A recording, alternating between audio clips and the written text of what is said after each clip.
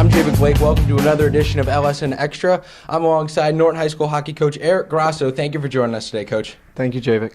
And now, new season coming up for you guys, and a big change to the program this year. You guys started with Sharon to form a co-op. How did that come about? Yeah, so one of the members of our school committee saw down the line we weren't going to have any goaltending. So instead of just starting to work somebody into goaltending this year, we co-opted with Sharon. So that solidifies us with another good goaltender for next year. But also, it gives us a team for the future years because now we get to combine instead of kind of just barely putting together a varsity and maybe not even having a JV program. But now we get to have a JV program for years to come and a varsity program, and it's only going to make us better. And that helps everyone as a whole. Yeah, it's going to get everyone ice time too, especially because now we have a goalie for JV. Typically in hockey, there's only about, say there's 17 guys on a team, they're not all going to be able to skate at our level, especially not in the Tri-Valley League with so many tough teams. So now they get to improve in a JV league that's very good, and it's going to get them a lot of ice time. They get to practice, and it just bumps us up. We went from we had about 17, but now we're up to around 20. That was my first year. We had 17. Now we're up to about 23 skaters. So that's good. That's good for a program. It's good for two teams. And next thing you know, we're just going to keep shooting up in the standings for Tri-Valley League. That's what we like to hear. Now, what has team chemistry been like with the new guys in the locker room? Oh, they're great. A lot of guys. Good to talk to. They're good. They do want to learn, so they're constantly asking and questions. And the biggest difference, though, is they hadn't played for the last 2 years. So we got guys who are freshmen. We have guys who are sophomores and juniors, and they're finally getting to play high school hockey. So they're just trying to absorb so much, the speed of the play, how to play with your head up, how to play. They're just used to playing ones, maybe peewees, bantams, a little bit of midgets, but sometimes these guys, 2 of the 3 already stopped playing midget hockey. So they're going to get back into it. It's going to be a learning curve, but in the long run, it's going to pay off. Well, it must be exciting for them on Saturday night to finally play their first game in quite some time. Yeah. So I actually was talking to them just yesterday, and they want to play. They want to get in there, and the excitement level is there. The next thing is just trying to take all the stuff that we've learned in the first 10 days and applying it to the games, and they're going to get it, and we're definitely happy to have them, and they're happy to be a part of us. Yeah. That's always a good thing to hear. Now, the first line coming into the year has played for you every single year your tenure. Now, how will that experience play into a factor for the first line this year?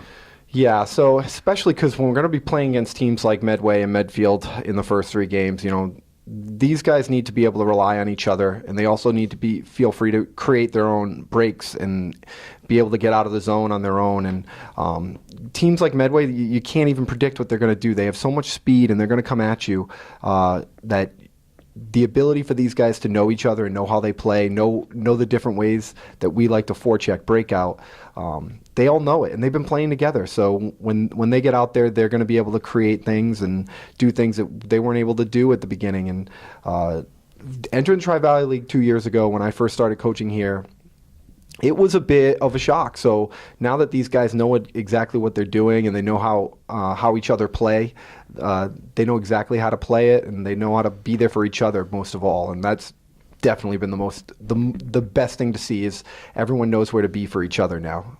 And that helps the team in general with a lot of senior leadership. It trickles down to the second and third line and those guys down there. As the guys up top, the seniors, they know what to do. They know what it takes in the TVL. Yeah, so you can't really, I can't put a price on it. Like the ability to just know you can't take a shift off, and the guys who play through and block shots and do all those things that you're going to have to do, sacrificing yourself. You may take a shift where you don't get much activity in the offensive zone. Not getting frustrated, just knowing it's part of being in a tough league, playing against a tough team. This isn't youth hockey anymore. You're going to have to play within the system. You're going to have to do it for each other, and they really, really have started to embrace it. And this year, it's starting to show. I mean, our first scrimmages really showed it. First time we ever scored an even strength goal against North Attleboro. We had a really good show at the Reagan Summit, our best so far in our 3 years. And then 2 days ago, against Dighton Rehoboth Seekonk in our last scrimmage, we finally started putting it all together. So.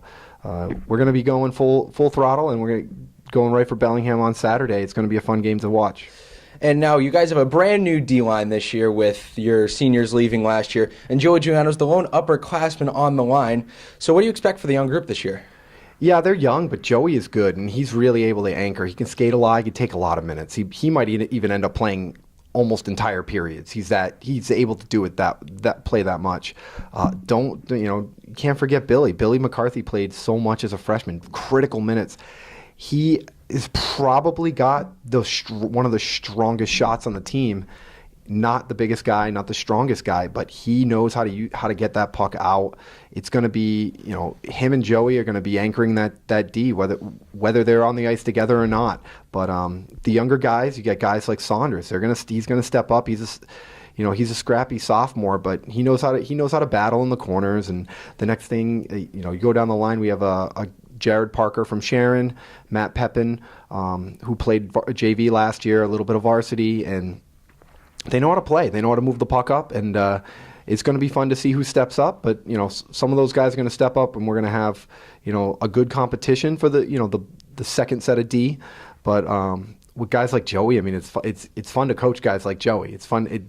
You can put them out on any situation, power play, shorthanded, and Billy's very much like that too. So I feel like we have two really solid D going forward. Well, it's not even just fun to coach. It's fun to watch guys like Billy and Joey. I mean, we saw in the scrimmages, Joey was out there scoring goals from the back end. Billy was out there putting on a show. They're a fun group to watch. Yeah, I mean, and even Clint can go back there and play a lot too. He gets a lot of minutes. He played a lot sophomore year and some junior year. But you also got to realize that they cover for each other in the back, and if you follow those kinds of general rules of playing hockey, which that's what we established these first couple of weeks. We always want two guys covering the back, whoever's going up. It opens up the creativity. They have to be creative if we're going to get scoring chances against these tough teams. Even against the teams that we're on par with. But there's definitely going to have to be an element of, when teams play us, they can't just game plan for one set way. They have to worry about everybody, and everybody can be interchangeable. And that's kind of been the new play in hockey. Everyone should be able to cover for everybody. You follow these sets of rules, simple little things. Two men back, whoever's up, they're forechecking at the time. You rotate through, as Joey Giuliano says, in defense, offense isn't the only place where you cycle. You got to cycle defensively too, and that's kind of been our new battle cry, and that's kind of been our new motto. And now the power play last year, obviously one of the weak spots for the team. It dropped under 10% at some point. Is that something you guys have been putting an emphasis on in practice early in the year? Yeah, well, those numbers are they're also a little off because we do lose power plays at times just because we'll take penalties. So you're not talking about an entire power play. Power plays this year are now 2 minutes long, so that gives us a real opportunity to really solidify the momentum change. And that's what power plays really ultimately come down to. You really can use those as momentum shifters. Looking back to even when the Bruins won the Stanley Cup, they didn't score a ton of power play goals, but they used it to change the momentum of the game. And that's what we need to do. Our power play set up like that. We have guys who all have their specific roles, and we've been working. We have multiple power play looks. We have different ways to kind of attack the other teams now, whatever, depending on what they're giving us. So we definitely have some work to do, but it'll be a nice change. And ultimately, we don't score as long as we're doing the little things and getting offensive zone time and shifting that momentum. We can definitely still. I mean, I would say last year we had a couple goals right after power plays too, but they don't count. So, but yeah, we're definitely going to use it as our momentum shifter, and definitely use it to get our skilled players in position to get some offensive opportunities. So when you guys are looking at a successful power play, a goal is just an added bonus, but you guys are really looking at a momentum swinging the momentum back to your side. Yeah, I mean, you got to remember too, if you're getting a power play, you were probably outworking the team before they took a penalty. So next thing you know, that's how you build the momentum and you shift it. And there's all these factors. There's a lot of factors to take into a good power play. But these guys they crave it. We study it a lot. We're constantly looking at ways to make it better. Even when we're playing well, like if you watch the scrimmages, they'll come back and say, well, we could have done this better. We could have done that. We're looking for other opportunities. So we got a lot of options and a lot of creativity coming off of our power play setup now. And next thing you know, I think it's going to translate really well into the season. As a coach, there can't be anything better than players coming up to you, telling you what they did wrong, what they can improve on, and stuff like that. Yeah, I mean, that's what you want. Like, ultimately, that's my goal, is to have these guys doing their own their self-talk, their self-correction as they do it. And next thing you know, these guys are already instructing, the younger guys on how to make a look, how to take your head up, and how to make a play through the neutral zone, or how to get in a good position. And it just definitely, our older guys are great for that, because it takes it frees us up to do other things while they're helping them. And they're good leaders. All our seniors just really good at imparting knowledge now. And now, what's been your message to your team in practice through the first few weeks? Skill development, big into skill development, getting our wind up, getting ready for the big games. Teams that are physical, we have to be ready to play physical. Those are the big emphases now. Good habits, the little things like having two guys back at all times, covering the front of the net, protecting the home plate, as we call it, or the house. I mean, all those things, we established the foundation now, and that's what we've been working on. And now you're in your third year as a head coach here at Norton. How are you enjoying being at the helm of Norton hockey? Oh, it's great. I mean, especially, I've been teaching here for over 13 years now. We live in town. My wife and I moved to this town because we love Norton, and we want to, we're raising our family here. Have two kids now. So since I started coaching here, we just had a son. Now we have a daughter. So, yeah, so we enjoy it here. I love it here. It's great. And now, what games do you have circled on the calendar this year?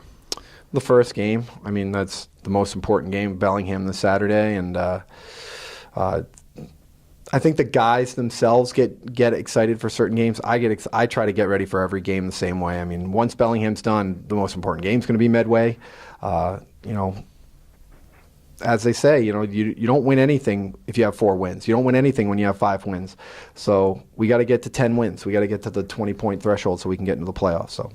And we definitely hope you guys get there this year. You can see all the home games this year on the Lancers Sports Network. We'll be live at the FSC next Wednesday, the 13th, as the Lancers will take on the Medway Mustangs. This is Coach Grasso. Coach, thank you for joining us today. Thank you, Javik. I'm Javik Blake. This has been another episode of LSN Extra. Thank you for watching, and we'll see you next time right here on the Lancers Sports Network.